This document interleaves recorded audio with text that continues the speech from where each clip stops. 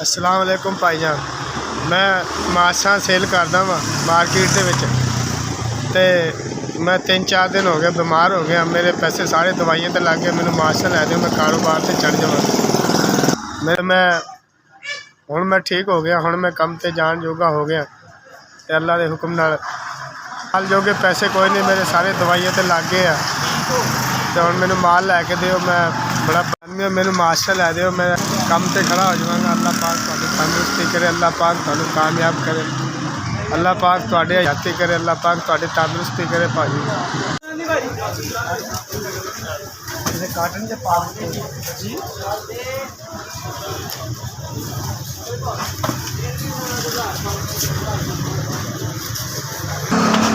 मैं आपका बड़ा शुक्रगुजार करे। अल्लाह पाक बहुत सारा रिज़्क़ दे, अल्लाह पाक खुश रखे, अल्लाह पाक तुहानू सलामत रखे, अल्लाह पाक बहुत सारा रिज़्क़ दे। तुसीं मेरे गरीब का ख्याल किया, तुसीं भाई SVS तुहाडी बड़ी मेहरबानी, अल्लाह तुहानू खुश रखे।